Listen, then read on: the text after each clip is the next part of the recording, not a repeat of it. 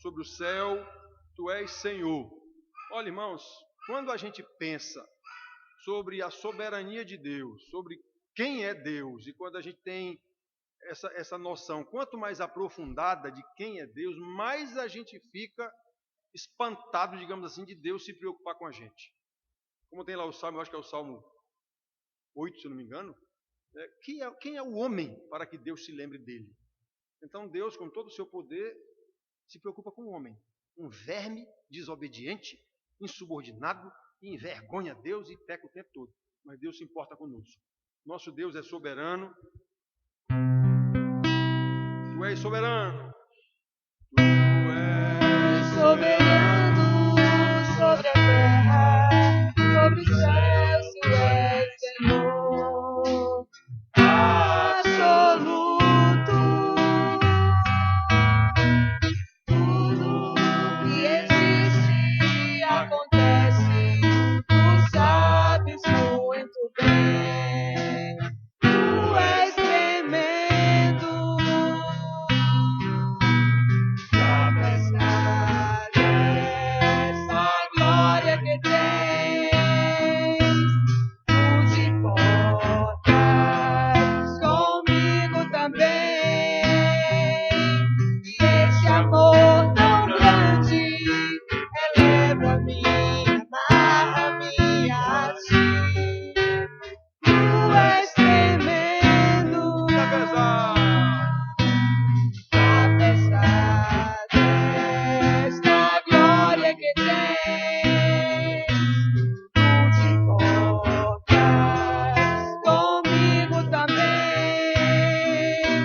E esse amor tão grande eleva-me, amarra-me a ti. Tu és tremendo.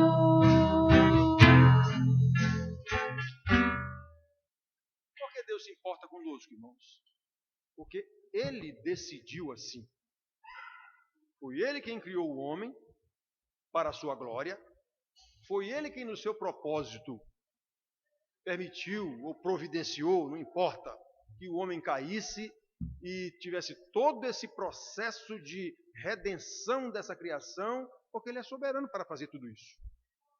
E usa nós mesmos, aqueles mesmos que pecaram, pois são esses mesmos que vão trabalhar em uma minoria na redenção dessa criação. Então, e como ele prometeu isso desde a eternidade, ele decidiu assim desde a eternidade, ele vai cumprir, porque ele é fiel a ele mesmo, ele é fiel à sua palavra. Nós temos um hino, que esse hino, até pouco tempo atrás, no nosso hino, é pouco tempo que eu digo, é 30 anos, sei lá quanto. Ele dizia que tu és fiel, Senhor, fiel a mim. Era assim a letra do hino. Tu és fiel, fiel a mim. Aí depois alguém aí, que se acha mais inteligente do que os outros, achou que devia mudar e ficou, tu és fiel, fiel assim. O a mim ele botou assim. Por quê? Porque na verdade Deus não é fiel a mim mesmo, não. Ele é fiel a Ele. Ele é fiel à sua palavra. Então alguém achou que devia mudar e mudou. Mas é assim o canto. Tu és fiel, Senhor. Cadê? Tá aí já, Caio. Caio não, a Síria.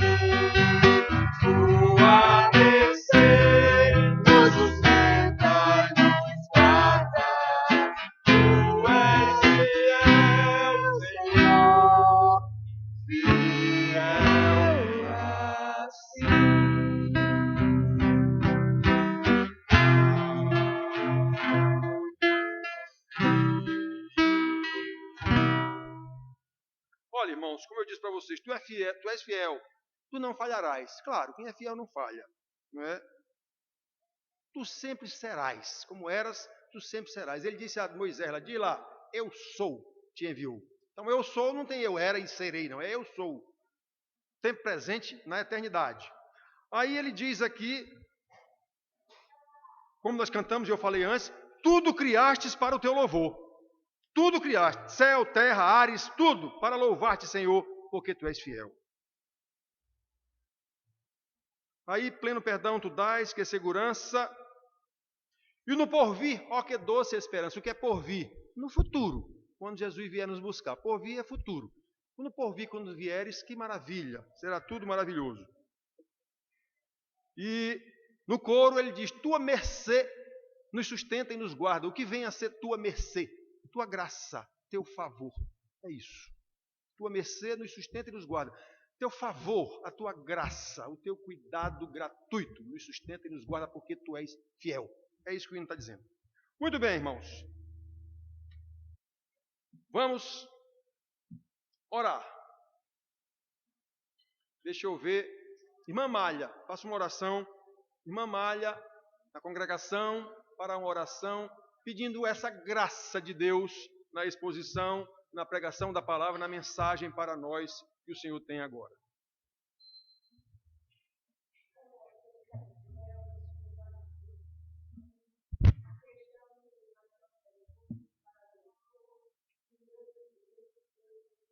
Ó Senhor, louvado seja o Senhor.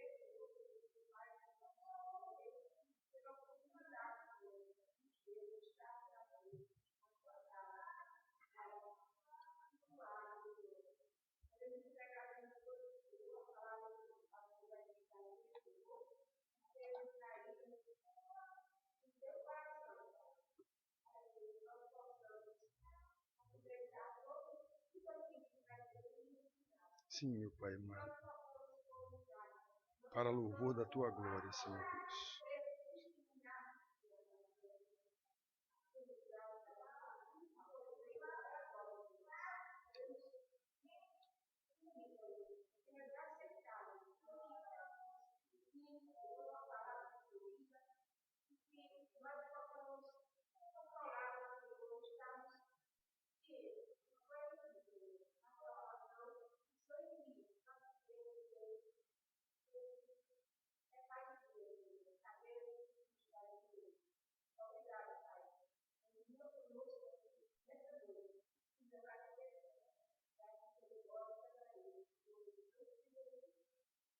Amém, amém. Muito bem, irmãos. Faz 2 domingos que a gente vem tratando nas mensagens sobre a igreja. Eu ando muito incomodado com isso. Não é de hoje não, mas esse incômodo vem aumentando à medida que a gente vai vendo a situação da igreja. Não da nossa igrejinha aqui, mas também como qualquer uma outra, né? Então, irmãos, o domingo é um dia, digamos assim, de agonia para o pastor. Eu não sei se todo pastor é assim, mas eu sou. É um dia de agonia. É um dia de oração. E a oração diante de Deus é agonia, que não é do salmista aqui. É de agonia. Eu estou carecendo do favor de Deus, da mercê de Deus. Eu estou carecendo, sempre. Eu preciso da graça de Deus. E no preparo de uma mensagem que leva dias trabalhando e orando e escrevendo e reescrevendo para a mensagem, e a entrega da mensagem, e depois da entrega da mensagem você vai para casa e não consegue dormir, pensando no que poderia ter sido feito para ser melhor. Será que essa mensagem, os irmãos, será que isso vai fazer algum efeito na vida dos irmãos? Em que isso vai melhorar a santidade dos irmãos? Então isso é terrível para um pastor que se preocupa com o rebanho de Deus. Porque em outras profissões, aqui nós temos médicos aposentados, como a irmã Malha, Iremar, por exemplo. Nós temos professores aposentados, como o Rick, por exemplo. Eu trabalhei 20 anos no banco, exerci todos os cargos de carreira dentro do banco. E você, nessas profissões, vai se aprimorando A ponto de você chegar assim e dizer, não, eu sei. Eu sei tudo do banco. No âmbito do que a gente trabalhava, eu sabia tudo do banco. Praticamente assim. Esse tudo, obviamente, é uma hipérbole. Mas o que aparecesse ali que algum cliente chegasse, eu sabia resolver. Pois um pastor não. Por mais velho que ele seja de pastorado, se ele algum dia achar que ele já está sabendo, como o salmista diz, aliás, como o profeta diz, e Paulo também diz, aquele pensa que sabe, ele ainda precisa aprender. Eu li um livro em que o autor do livro diz que leu um livro em que o autor daquele livro dizia que a Bíblia está pequena para mim. Ou seja, eu já entendi, já li, já aprendi tudo que está aqui. Ou seja, a Bíblia está pequena para ele. Ele quis dizer, eu não tenho mais o que aprender aqui. Olhem a arrogância desse pastor que escreveu esse livro. Obviamente isso não é pastor, ele tem um cargo de pastor. Então, irmãos, quanto mais eu estudo a Bíblia, mais eu descubro a minha inadequação para a função de um pastor, como Deus quer que seja, por exemplo. Tem que melhorar. E para melhorar eu preciso da graça de Deus, porque eu não tenho capacidade para tratar com milagres. Milagre é coisa divina. Então eu estou tratando da igreja nesses 2 domingos e agora de novo, tentando fazer vocês entenderem o que é a igreja, porque a gente percebe que os irmãos têm uma grande dificuldade em saber o que é a igreja. Ele pensa que igreja é o lugar que está escrito ali na frente, igreja presbiteriana do Jardim 13 de Maio. Ele pensa que igreja é isso, eu vou para a igreja. A igreja, na cabeça dele, é o templo, é uma denominação. Essa semana uma irmã me perguntou, pastor, onde é o que está escrito na Bíblia, o melhor lugar para a gente estar na presença do Senhor? Eu digo, ai meu Deus do céu, ela está falando do templo. E vários salmos o salmista fala que é bom estar na casa do Senhor e tal, mas o que é a casa do Senhor? Isso era naquele tempo de Israel, hoje a casa do Senhor é você. O templo do Senhor é você. Mas as pessoas continuam com essa ideia de que templo é isso aqui. E é por isso que eu tenho trabalhado e trabalhei nisso aqui mais depois do telefonema da irmã. Porque na cabeça dela, templo é esse negócio aqui, esse lugar aqui. Igreja é uma denominação, é uma instituição. Aí eu vou tratar de novo sobre esse assunto aqui, lendo 1 Timóteo 3, 14 e 15. 1 Timóteo 3, 14 e 15.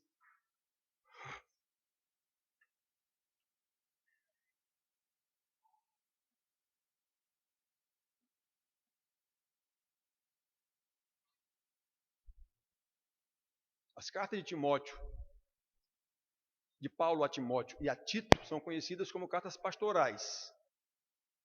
São cartas que Paulo escreveu para pastores, não foi para igrejas, foi para pastores de igrejas. As orientações aqui são para pastores, para eles transmitirem essas instruções às suas igrejas. E o contexto geral de todas as cartas de Paulo é que esses irmãos estavam sendo perturbados, estavam sendo chamados a voltar ao que eles eram antes, e o ensino de Paulo lá, os irmãos estavam bombardeando esse ensino com ensinamentos errados de falsos mestres, falsos pastores, que é o que acontece na igreja hoje. Como está escrito em Salomão, nada há de novo sob o sol. Então quem é pastor verdadeiro vai lutar para mostrar a esses irmãos qual é a verdade, qual é a situação, o que é uma igreja, como é que ela tem que agir. Porque onde você liga a televisão, você vai ver ensinamento errado. Qualquer um canal que você vê, qualquer denominação, com raríssimas exceções, mas bote raríssimas exceções nisso. Ou você vê um pastor dando uma orientação certa nessas pregações da televisão. Muito bem, irmãos. Então Paulo diz assim, 1 Timóteo, capítulo 3, versículo 14 e 15. Escrevo-te estas coisas, esperando ir ver-te em breve, para que, se eu tardar, fiqueis certo de como se deve proceder na casa de Deus, que é a igreja de Deus. Vivo, coluna e baluarte da verdade. Então, irmãos, repetindo, eu estou tratando da igreja nas 2 últimas mensagens. Nós já vimos nas duas mensagens que a igreja não é o reino de Deus. Exatamente por as pessoas imaginarem que a igreja é o reino de Deus aqui na terra. Daí a transformar esse reino de Deus em reino dos homens é um pulo. Por isso que a igreja hoje são grandes impérios humanos. Deus está fora. Porque não sabem o que é o reino de Deus. A igreja não é o reino de Deus. A igreja é agente do reino de Deus nesse mundo. A igreja não tem uma missão em si mesma. Para si mesma, como nós vemos hoje na realidade escandalosa de qualquer igreja. O fim é ela mesma, para ela mesma.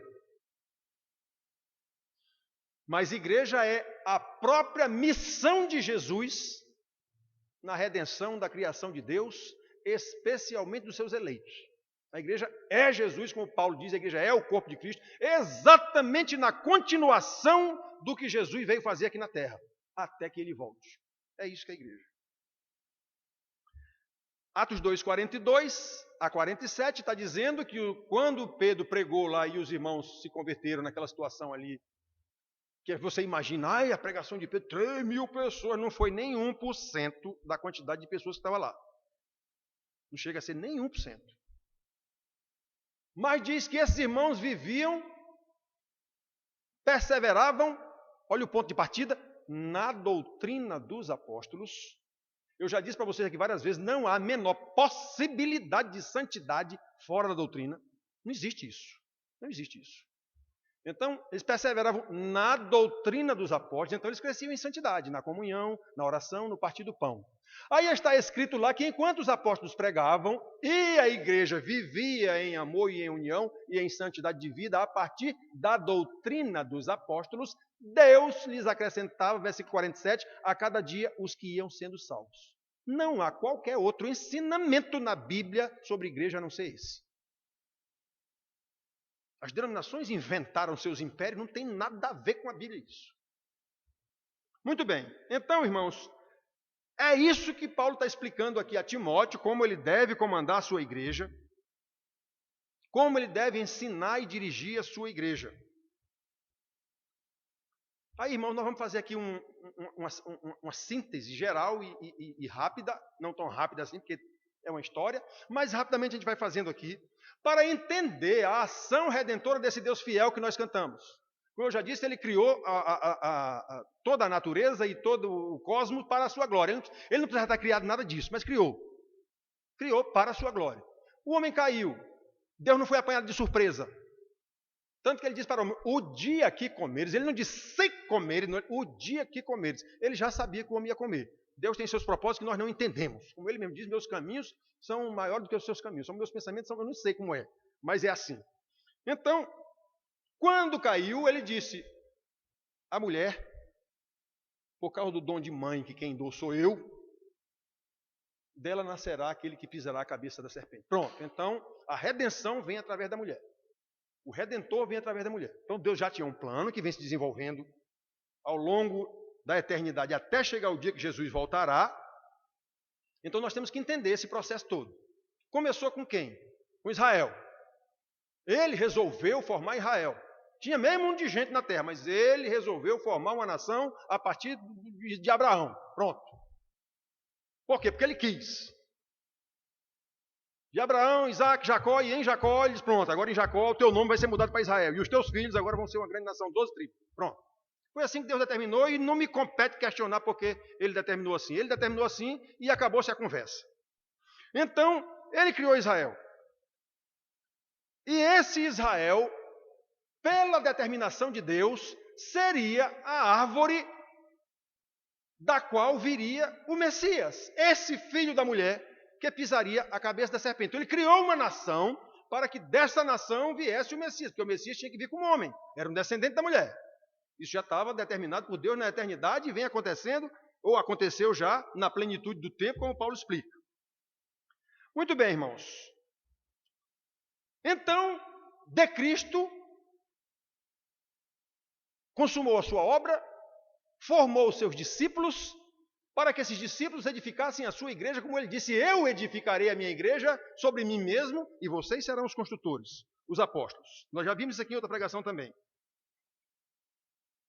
E assim, a igreja vem até hoje aos trancos e barrancos. Quem conhece a história da igreja fica só a graça de Deus mesmo para esse negócio até hoje ainda está assim, sabe?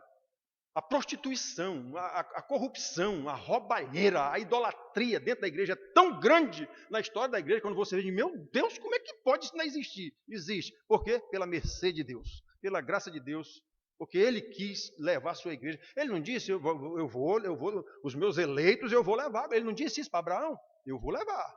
Os eleitos eu vou levar. Pois muito bem, irmãos. E assim continua, passando pelos apóstolos e até o nosso dia. Eu tenho dito para alguns irmãos e alguns se escandalizam, mesmo não tendo como contestar na Bíblia, não tem como me provar, mas alguns se escandalizam. Não há, irmãos queridos, nenhuma ordem no Velho Testamento para Israel ir pregar para outras nações. Nenhuma.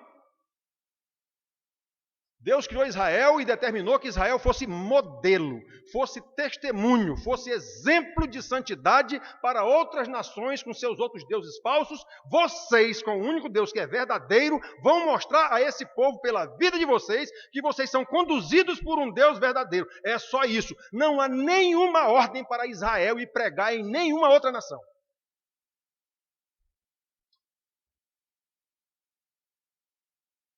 Sede santos como eu sou santo. Foi só isso que Deus mandou a eles. Vocês são minhas testemunhas. Deus disse isso para eles. A ordem de ir pregar a outras nações foi dada exclusivamente aos profetas e em alguns raros casos. A quem Deus quis enviar, para quem Deus quis enviar. Raríssimos casos. A maior parte dos profetas pregavam para Israel, meu povo. E esses profetas, a sua pregação começava acusando o pecado de Israel, mostrando a Israel o seu pecado. Vocês estão afrontando o Deus vivo, vocês estão idolatrando com deuses falsos, vocês estão se prostituindo, vocês são corruptos, prestem atenção. Aí ele chamava o povo ao arrependimento, se arrependam e Deus vai cumprir tudo o que ele prometeu. Tanto de bênção quanto de maldição, se arrependam, senão Deus vai destruir vocês. E disse até quais eram as nações que iam ser usadas por Deus como chicote para destruir Israel. E disse, e foram essas nações mesmo. E ao mesmo tempo, essa mensagem dos profetas também dizia, Deus vai deixar um remanescente, porque o Messias virá desse remanescente. Depois Deus restaurará.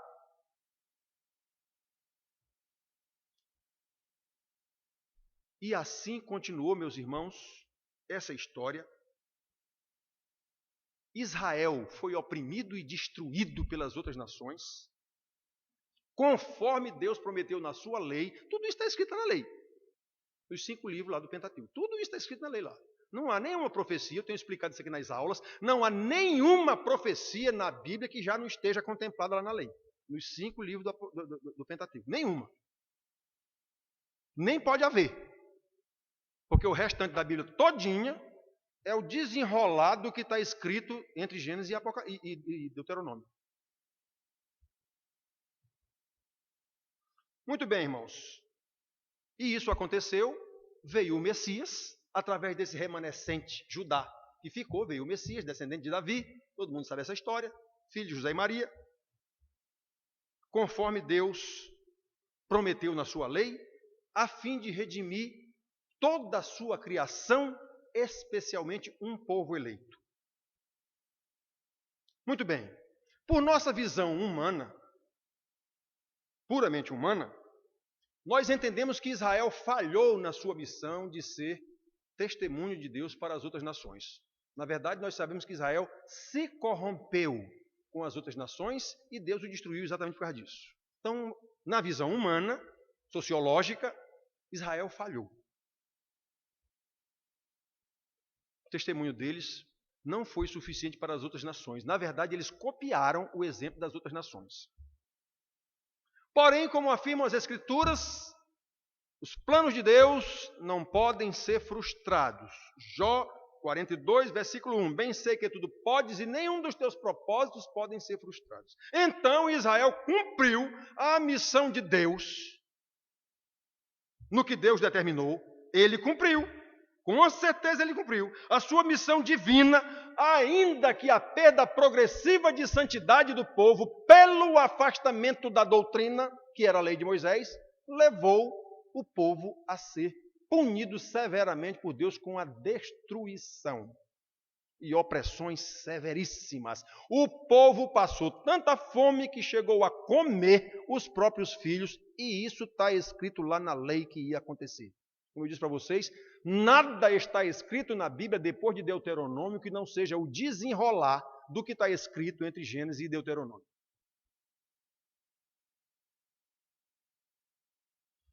Muito bem, irmãos. Só que os profetas também anunciaram que depois da opressão e destruição, Deus deixaria um remanescente e que viria o Messias desse remanescente, pois o Messias chegou. Segundo a profecia, na plenitude do tempo, como Paulo diz lá em Gálatas, Deus enviou seu Filho na pessoa de Jesus, filho da Virgem Maria, todo mundo conhece essa história. Na cruz do Calvário, Jesus consumou a obra determinada desde a eternidade lá, está consumado. Mas esse está consumado, foi consumado aqui no tempo presente e na eternidade, mas há um desenrolar depois disso. E como é, ou quem é o agente desse desenrolar? Quem é o agente prático desse desenrolar? A igreja. Não há outro agente deixado por Deus no mundo. A igreja. Jesus, antes de partir, antes de ser crucificado, preparou seus discípulos, comissionou-os como apóstolos e enviou-os no poder do Espírito Santo para edificar a sua igreja.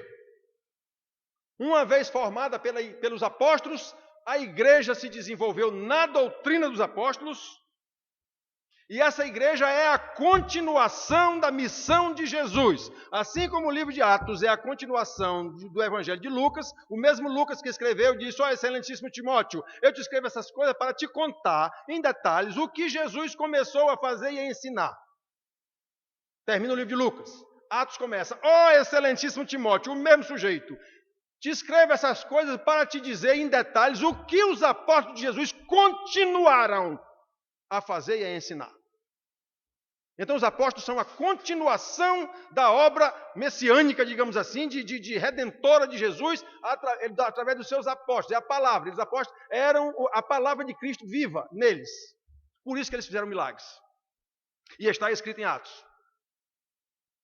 Muito bem, irmãos. Aí, depois dos apóstolos, eles formaram seus discípulos. Jesus não mandou? E de fazer discípulos por toda a terra. Pois eles foram. Eles foram. E isso deve acontecer até que Jesus volte. Ele não disse? E eis que estou convosco até a consumação dos séculos. Quando ele disse, ide fazer discípulos, aí ele explica como é que faz discípulo. Pregando o evangelho, batizando e ensinando tudo que eu vos tenho ordenado. É assim que se faz discípulo. E eis que estou convosco até a consumação dos séculos. Pois é, a consumação dos séculos é quando ele voltar. Isso ainda não aconteceu. Então a igreja é para estar fazendo isso na sequência do ensinamento de Jesus para os seus apóstolos, os seus apóstolos para os seus discípulos, os discípulos para os seus discípulos, até chegar em Juarez, por exemplo. É assim que é para ser.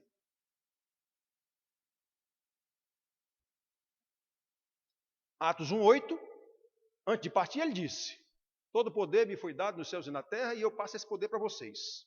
Ide, fazei discípulos, pregai o evangelho, batizai, ensinai. Muito bem, isso antes dele partir. Na hora da partida, ele diz de novo, Atos 1:8, mas recebereis poder ao descer sobre vós o Espírito Santo. Então vocês serão minhas testemunhas. Ó, testemunha. Quem é testemunha? É aquele que diz o que viu, experimentou. Isso que é testemunha verdadeira. Eu estou dizendo o que eu sei, o que eu vi. Eu estou dizendo a palavra de Deus. Eu não estou inventando nada da minha cabeça. Como eles dizem, Pedro diz, João diz isso. Eu não estou contando fábula aqui, não. Eu estou contando o que eu vi, eu peguei, eu experienciei, eu vivi com ele. Eles dizem isso para os seus discípulos. E isso está escrito aqui para nós. Então, qualquer pastor que prega alguma coisa diferente do que está escrito aqui é um falso pastor e já está condenado. Não vai ser condenado, não, já está. A palavra garante isso. Muito bem, irmãos, então, no poder do Espírito Santo, mesmo sofrendo terríveis oposições do Império Romano, com pouco tempo mataram Tiago, irmão de João, né?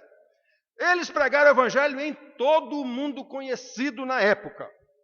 deixando igrejas organizadas em diversas localidades. Pois bem, a partir dessas igrejas, o evangelho continuou a ser difundido pelo testemunho dos convertidos, Atos 2, 42 a 47, e perseveravam na doutrina dos apóstolos, no partir do pão, nas orações, ao ponto de partida, repito, na doutrina dos apóstolos, porque a doutrina dos apóstolos era o que Jesus disse: vocês vão ensinar tudo o que eu vos ordenei.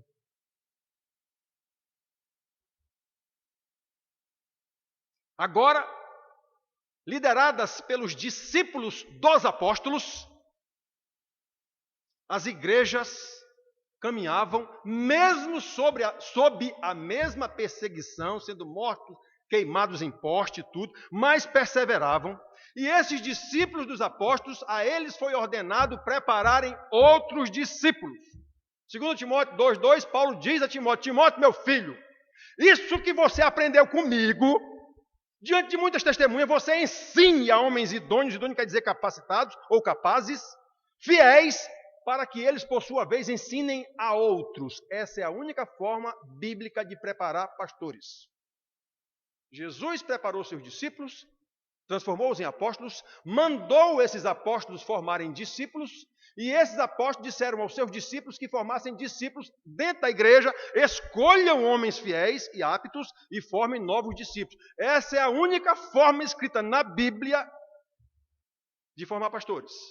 Mas os homens acharam que são mais inteligentes e criam um império, e criam uma faculdade, uma universidade, um seminário, e vão formar todo tipo de bagaceira com um título de teólogo, e agora vira pastor, porque é teólogo. Ou seja, nós sabemos mais do que Deus, como é que a gente faz.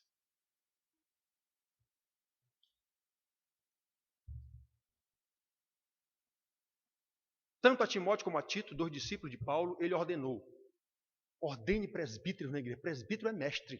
Presbítero é esse nome de pastor, esse nome de doutor. Mas não é doutor em ciência, não. É doutor no conhecimento da Bíblia.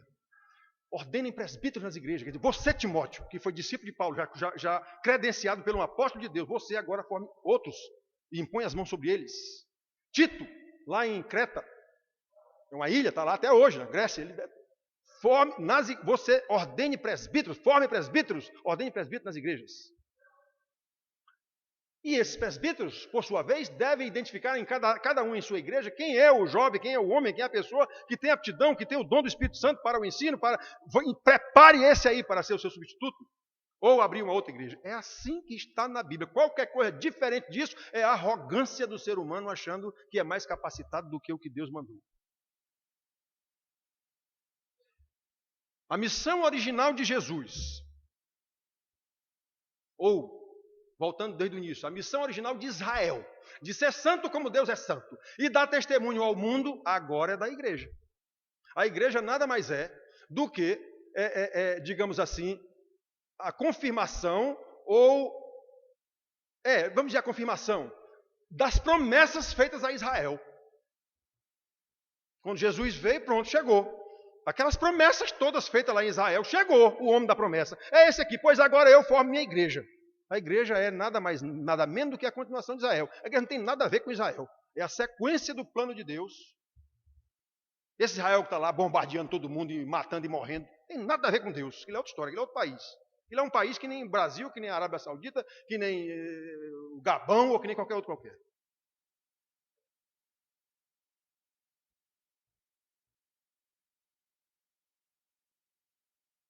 A missão agora é da igreja, irmãos.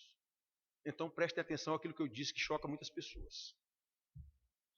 Assim como Deus formou a nação de Israel, a partir dos patriarcas, Abraão, Isaac, Jacó, Moisés e assim por diante, foi formando aquelas pessoas-chave. E lhes deu a lei, através de Moisés. Lhes deu sacerdotes, família de Arão, os levitas. Lhes deu juízes e reis para conduzir esse povo. Quando o povo se desviou, Deus, pela sua graça, lhe deu profetas para acusar o erro do povo, chamar o povo ao arrependimento, prometer juízo e prometer o Messias. Pois do mesmo jeito Deus formou a igreja a partir de Jesus. Qual era a ordem para Israel? Sede minhas testemunhas. Qual foi a ordem que Jesus deu para a sua igreja? Sede minhas testemunhas. Mesma ordem. Deus formou Israel a partir dos patriarcas. Jesus formou a igreja a partir dos discípulos, seus apóstolos, do mesmo jeitinho. Então, olhem aqui, irmãos. Olhem aqui. Assim como no caso de Israel, não há nenhuma ordem para Israel ir pregar em canto nenhum, a não ser aquelas pessoas que Deus mandou ir pregar. Também não há uma única ordem dos apóstolos para a igreja ir pregar em canto nenhum. Alguém me mostre na Bíblia alguma ordem, alguma sugestão, alguma prática, avanço missionário da igreja tal. Mostre, alguém me mostre na Bíblia isso. Não há. Não há. Todas as ordens para a igreja são para que ela viva em santidade a partir da doutrina dos apóstolos. Quem prega é pregador. Quem evangeliza fora, não sei, é evangelista, é missionário. Isso é dom. E não é dado para todos, como Paulo diz para a igreja bagunçada de Corinto. Todos são profetas? Todos são apóstolos? Todos são... Não. Deus dá os dons a quem Ele quer e conforme Ele quer. Olha, irmãos, em todas as cartas apostólicas, especialmente as de Paulo, vemos os irmãos sendo chamados à santidade. Quem ia pregar eram pregadores, e detalhe, esses pregadores eram enviados pela igreja. Depois de formada a igreja, pelos apóstolos, sobre Jesus, na doutrina dos apóstolos, então essas igrejas, quando dessa igreja alguém ia pregar em algum lugar, era enviado pela igreja. A igreja de Antioquia foi quem enviou Paulo e Barnabé para ir para uma missão. Paulo, em sua carta aos Romanos, diz que está indo para lá para dividir os dons. Dividir os dons o quê? Ensino, conhecimento da palavra. É isso que não é dom, fala em língua, fazer milagre. Não, desses dons que ele está falando são dádivas de Deus, conhecimento de Deus, é isso. Então eu vou passar um tempo com vocês aí, dividindo esses dons, para que vocês me enviem para a Espanha. Não há na Bíblia essa conversa de missionário freelancer. Não existe. Missionário é enviado pela igreja. Você é um arrogante e acha que vai converter o mundo porque ele é o bam. Então, irmãos, a ordem para a igreja é viver em santidade, assim como a Bíblia nos informa. Nas cartas apostólicas, quase todas elas, ele começa, Paulo, pelo menos ele diz dizendo isso. Eu fui chamado para ser apóstolo, para pregar o evangelho a vocês, santos de Deus, para ser de santos em obediência. Podem olhar isso. No início da carta de Romanos ele diz isso. No início da carta de Corinto ele diz isso. Em várias outras cartas. Eu fui chamado para ser apóstolo. Repare bem, pregador sou eu. Fui eu que recebi esse dom de pregador, evangelista, missionário, não sei o que for. Para levar a conversão a vocês. Para que vocês vivam em santidade. Não há nenhuma ordem ou sugestão ou exemplo de igreja ir pregar para canto nenhum. Ela prega como? Com a sua vida. Com a sua vida, onde você está. Onde você mora, onde você joga bola. No supermercado que você faz a feira. É isso que é a igreja. Ela vem se reunir aqui exatamente para ouvir os ensinamentos da palavra, para pôr isso em prática no seu dia a dia. Não existe culto aqui dentro, se não houver culto lá fora. Isso aqui é rito religioso. No início de Romanos, Paulo diz, eu fui chamado para apóstolo, exatamente para levar o evangelho para vocês, a fim de que vocês, separados por Deus, vivam em obediência. A obediência é sinônimo de santidade. Santidade quer dizer viver de acordo com a doutrina dos apóstolos. 1 Coríntios ele diz a mesma coisa, logo nos primeiros versículos. Várias cartas, ele diz logo no primeiro.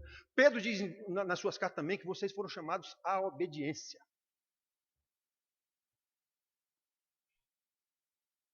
Quando entendemos o evangelho da salvação, irmãos, e essa é a minha preocupação, que eu só falta morrer, é que os irmãos entendam. As cartas apostólicas são para isso, para ensinar os irmãos, para eles entenderem. Esses apóstolos já tinham pregado esses irmãos já tinham se convertido, já era uma igreja que se reunia em casas. Não tinha templo nenhum não, era nas casas. Então, mas aí os apóstolos souberam que eles estavam, como diz os meninos de hoje, voltando de marchar ré para trás. Quer dizer, o que eles aprenderam, alguém está metendo na cabeça deles outras coisas, então eles escreveram carta, olha, vocês estão ficando doidos. Paulo diz claramente aos Coríntios, aos Gálatas, Gálatas insensatos, quem vos persuadiu a voltar a querer ser o que vocês eram antes? As cartas têm essa finalidade. As cartas não têm a finalidade de converter ninguém. As cartas têm a finalidade de doutrinar e disciplinar convertidos. Muito bem, meus filhos. Quando nós recebemos a revelação do Evangelho da salvação, então nós recebemos pelo menos um dom. Alguns recebem vários dons, mas pelo menos um dom todo salvo recebe. Então, se esse salvo, de fato, foi salvo, ele passará a buscar cada vez mais o conhecimento daquele que o salvou, Deus. Eu tenho dito para vocês aqui, o irmão que não tem sede, necessidade, vontade de aprender a palavra de Deus, crescer no conhecimento de Deus, pode questionar sua conversão. Eu, como sou radical, digo logo, não houve conversão. Qualquer um de vocês aqui, se não sentir uma necessidade de crescer no conhecimento de Deus, de buscar saber quem é esse Deus que me salvou, como é que eu vou fazer a vontade desse Deus que me salvou, questione a sua salvação. Porque eu não questiono, não. Eu, pelo meu entendimento bíblico, garanto, você nunca foi convertido. Você é um religioso. Isso aí todo mundo é. Até os ateus. Então nós temos que... Por isso que o pastor sofre tanto. Quem é pastor mesmo... Por isso Paulo sofria tanto. Ô Gálatas, eu vou ter que sofrer de novo as dores do parto por vocês? Eu vou ter que ir aí pregar de novo para vocês? Vocês já esqueceram tudo? Todas as cartas dos apóstolos têm essa finalidade. É um sofrimento.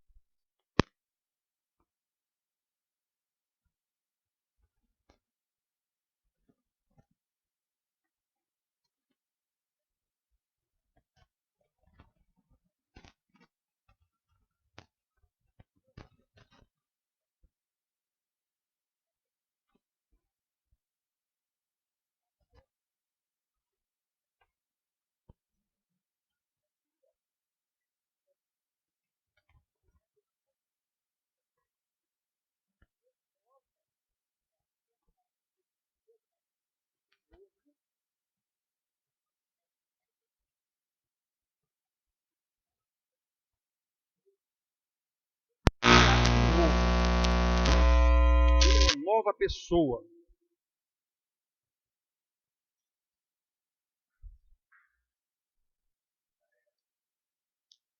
Pode tirar, Thiago. Se tu botar o carregador aí, ele dá interferência na câmera.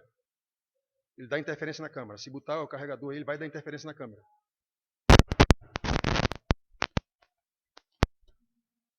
Muito bem, irmãos. Então, prestem atenção. Prestem atenção. Sem dúvida, aquele que foi convertido passa a entender que a igreja não é o reino de Deus, ela é agente do reino de Deus. A igreja não é o evangelho, ela é o emissário de Deus para a pregação do evangelho. Exatamente com a finalidade de alcançar os eleitos do Pai. Com a pregação do Evangelho, quem for eleito do Pai vai ser convertido pelo Espírito Santo. Não é pastor que converte ninguém. Não é igreja que converte ninguém.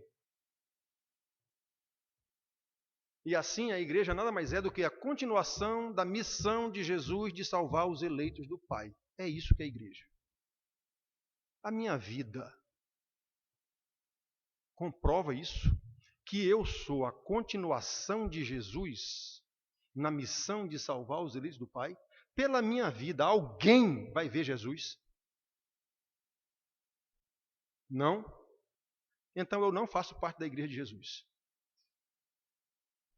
Preciso da graça de Deus para que Deus me salve. Preciso clamar, Senhor, eu não tinha entendido nada ainda.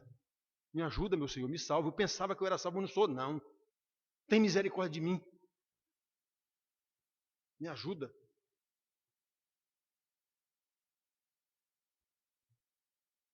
É nesse sentido, irmãos, que a igreja precisa ser coluna e baluarte da verdade. Lembrando que essa verdade é Cristo na sua missão de redimir a criação do Pai, especialmente os seus eleitos. Agora, meus filhos, observe que nos versículos lidos, assim como em outras cartas apostólicas, especialmente as de Paulo, mas João e Pedro também diz isso, Nessa aqui especialmente, Paulo está ensinando a um discípulo seu, pastor, qual é essa verdade que ele, como pastor, deveria ensinar à sua igreja, para que essa igreja dê testemunho de Jesus. Se vocês forem ler nas suas Bíblias, como diz o Odorico Paraguaçu, o patrasmente, diz o que ele diz aqui, escrevo-te estas coisas, que outras coisas? O que ele escreveu para trás. O que ele escreveu para trás. Valeu o que foi que ele escreveu para trás, que você vai ver que ele está tratando da nossa salvação, de como nós somos salvos. Está tratando de que jovem tem que obedecer mais velho, por exemplo. Está tratando de como deve ser formado um professor, um mestre, um presbítero da igreja. Esse é o último assunto que ele tratou. Estas coisas eu te escrevi. Pois bem, o capítulo 3 para trás, logo o último bloco, ele está tratando com Timóteo exatamente como é que Timóteo vai escolher um novo líder para a igreja.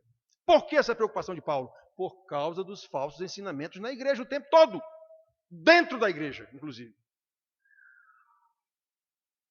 A igreja não é um clube sócio-religioso, como nós vemos hoje, em larga escala, quase 100%. A igreja não é uma empresa religiosa e econômica, como se vê hoje, em larga escala, quase 100%. A igreja é a continuidade da missão salvadora de Jesus, dos eleitos do Pai. É para isso que ela se reúne, seja onde for. Não tem um templo da igreja, não precisa ter templo. Se não tiver, a gente se reúne na casa dos irmãos, como eles se reuniam nessa época. A fim de aprender mais de Deus. É esse o motivo dos irmãos se reunirem. Orar uns pelos outros, aprender a palavra de Deus, confessar os pecados uns aos outros, orar juntos, cantar louvores de gratidão a Deus pelo que Deus tem feito em nossa vida diariamente. É isso que é a igreja. Então essa edificação, esse crescimento no conhecimento de Deus vai me levar a ser testemunha de Jesus cada vez mais fiel no meu dia a dia. Quem vive na sua casa é você, a escola que você trabalha, eu não trabalho lá, onde você é aluno, eu não sou aluno lá, onde você é professor, eu não sou professor lá. Então cada um que é igreja, cada um que é membro dessa igreja, ele vai testemunhar de Jesus onde ele estiver. Se eu sou médico, eu sou o melhor médico, um dos melhores. Se eu sou aluno, eu sou um dos melhores alunos. Se eu sou marido, eu amo minha mulher, por cima de pau e pedra, porque Deus mandou. Se eu sou mulher, eu respeito meu marido e sou submissa no sentido de que a minha missão está sob a missão dele, para cuidar da minha casa. Pais e mães vão se preocupar em educar seus filhos 100% do tempo que estiver com eles na doutrina de Deus. Se não for assim, está complicado o negócio. Eu sou apenas religioso e membro de uma igreja, do que se chama igreja. Então a igreja verdadeira, ela se reúne em qualquer lugar, a fim de aprender mais de Deus. Para que cada irmão que compõe essa igreja de Cristo possa ser coluna e baluarte da verdade em todos os seus relacionamentos interpessoais e em qualquer lugar. Irmãos, nós precisamos conhecer o nosso Deus. Irmãos, nós precisamos conhecer a vontade de Deus, a sua palavra, para que realmente sejamos coluna e baluarte da verdade. Vocês sabem o que é que quer dizer essa conversa de coluna e baluarte da verdade? Paulo escreveu para Timóteo em Éfeso. Éfeso era uma espécie de capital da Ásia Menor na época, uma cidade do gabarito de Roma, de Corinto. Era uma grande cidade. Não era uma cidadezinha qualquer, não. E lá tinha uma deusa, Diana, ou Ártemis, tem outros nomes. E o templo de Diana, ele era um templo que tinha uma bagatela de 5.000 metros quadrados na época.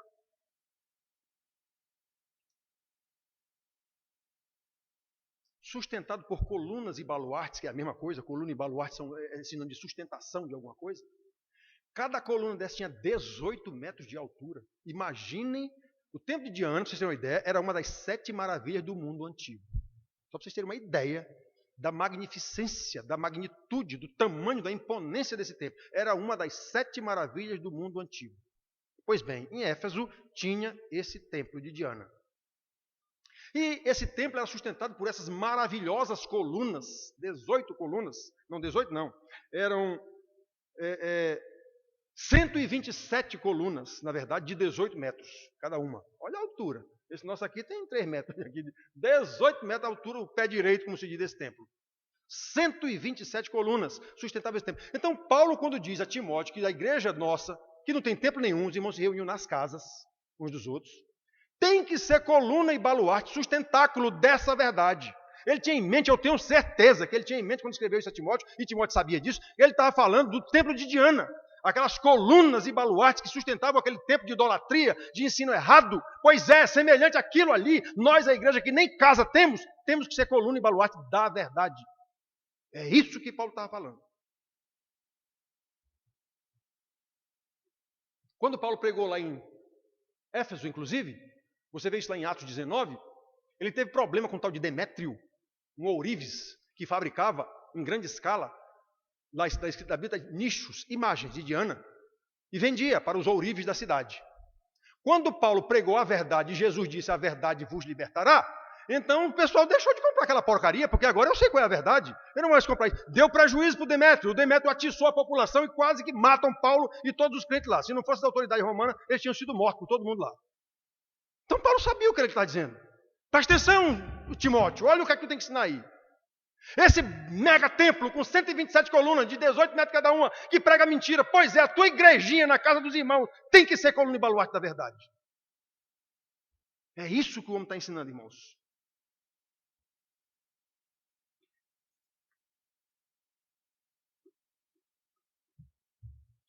E para isso, eu tenho que conhecer. Eu não posso testemunhar o que eu não vi.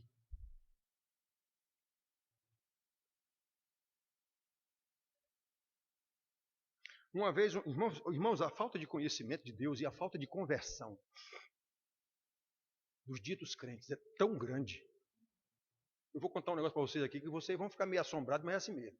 Uma irmã na igreja, que ocupou o cargo de liderança na igreja, essa irmã, dentro da sociedade auxiliadora feminina da igreja, a sociedade das mulheres. Eu acho que ela foi presidente, se não me engano. Pois bem, essa irmã teve alguns casos com um homem casado. E esses casos geraram filhos. 2. Aí depois de algum tempo, outro caso com o mesmo homem casado gerou um terceiro filho. Os 2 eu já conhecia, porque já era de mais tempo. Mas esse último eu não conhecia. E nem sabia quem era, nunca soube nem quem era o cidadão. Eu sabia que houve no passado esses casos, mas o passado é passado. Passado é passado, Deus já perdoou, se for o caso. Então, mas me aparece um terceiro filho, e com o mesmo camarada. Então repare que não era passado, não. O passado não era bem passado, não. Pois bem, irmãos queridos, essa irmã ligou para mim, me pedindo para ir ser testemunha dela em juízo de que o cidadão era pai desse terceiro filho para ela poder ter pensão. Quase eu morro. Quase eu morro.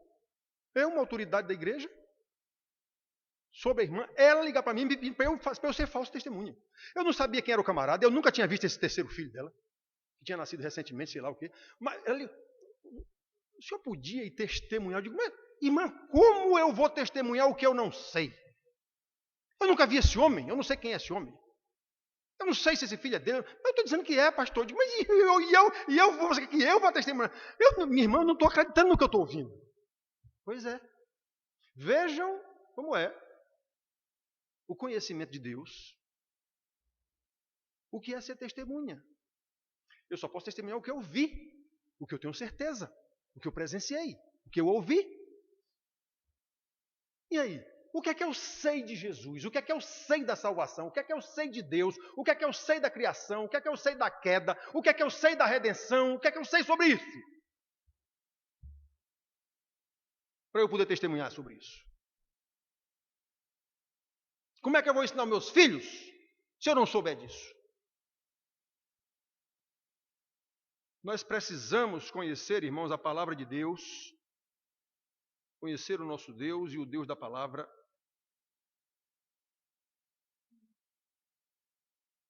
para que nós possamos ser testemunhas e baluarte da verdade.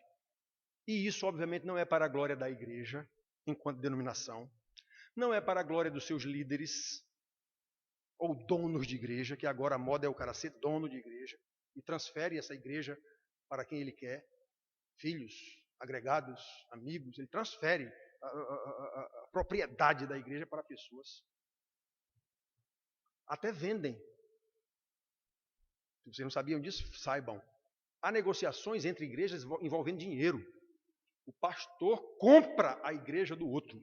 É sério, vocês sabiam disso? Pois é. Ele compra a igreja do outro, faz um levantamento, quanto tem de imobiliário da igreja, quantos irmãos tem, qual é a arrecadação da igreja. Então eu compro isso. Eu pago tantos R$1.000 para você, ou sei lá o quê, e agora essa igreja faz parte É assim que tem em larga escala na denominação pentecostal. Em larga escala. Pasmem. Na igreja presbiteriana, uma vez um pastor presbiteriano disse isso a mim. Que uma outra igreja se interessou por uma congregação que ele tinha na divisão, na divisória mais ou menos, como é que se diz? Aquilo que limita.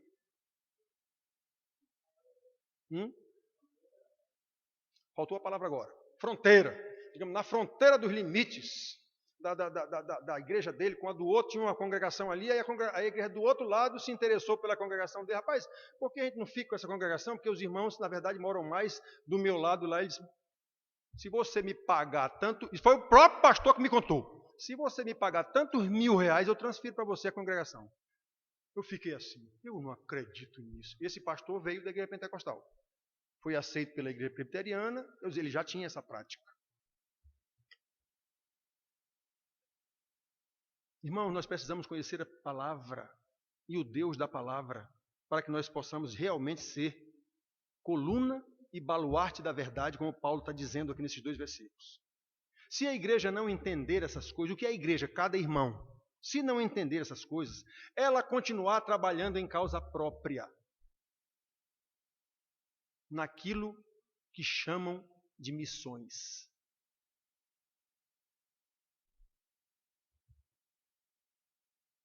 Vá uma igreja de qualquer denominação fazer um avanço missionário, como eles chamam, numa cidadezinha dessas aí. Digamos que se converta 20 irmãos, 50 irmãos numa cidadezinha dessa aí. Aí a igreja, então, vamos organizar uma igreja. Aí os irmãos dizem, não, aqui já há uma igreja da denominação tal, que não é a dita cuja que foi fazer a tal da missão lá. A gente vai ficar lá. Ah, meu amigo, isso aí é complicado. Essa igreja nunca mais quer nem saber desses irmãos lá, porque eles viraram para o outro lado lá. Isso é uma realidade vergonhosa dentro de qualquer igreja. Ou seja, eu não estou pregando o evangelho da verdade coisa nenhuma. Eu não estou fazendo missão de Deus coisa nenhuma. Eu estou fazendo missão para a minha paróquia, para a minha denominação.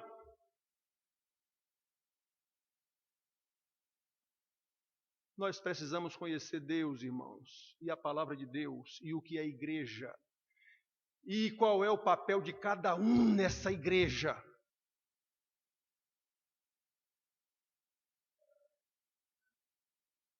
Senão, como no Israel do Velho Testamento, nós vamos perdendo a santidade, ficando cada vez mais distante da santidade, à medida que distante ficamos da palavra de Deus.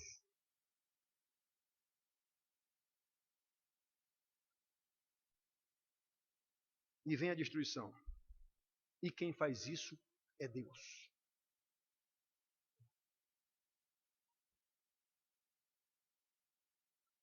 Nós temos aqui em Malaquias uma palavra que, a palavra de Deus é a palavra de Deus, é eterna.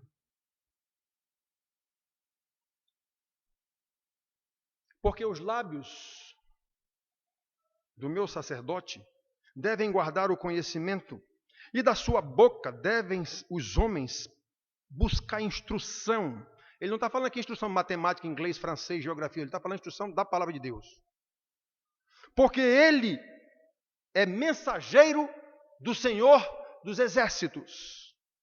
Mas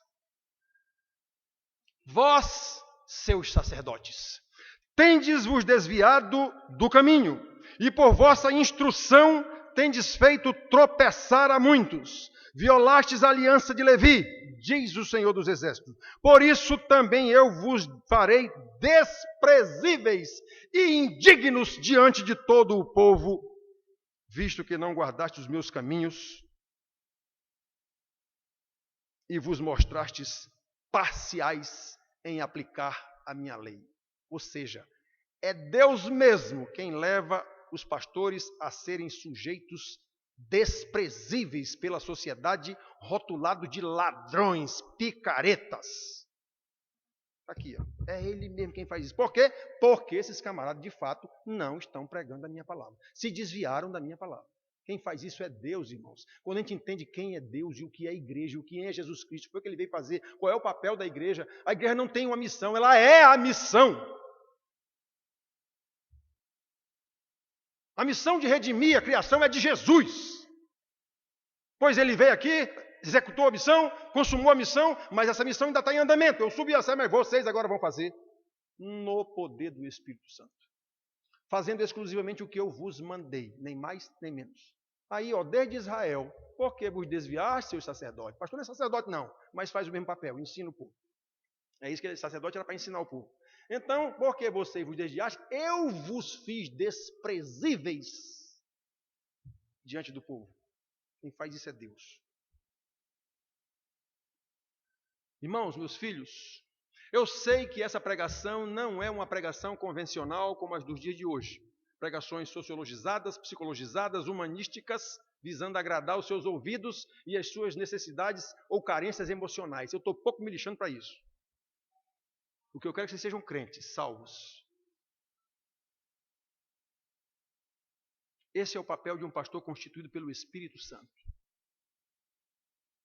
Ensinar e conduzir o rebanho de Cristo, enquanto Deus mesmo lhe acrescenta a cada dia os que vão sendo salvos pelo evangelho pregado pelos pregadores e vivido pela igreja, até que Jesus volte para buscá-la completa, sem faltar nenhuma, como ele disse com relação aos seus 12 discípulos: Pai, está aqui, os que tu me deste eu não perdi nenhum, está aqui os 12, perdi nenhum, a não ser o filho da perdição, referente a Judas, para que se cumprisse a profecia.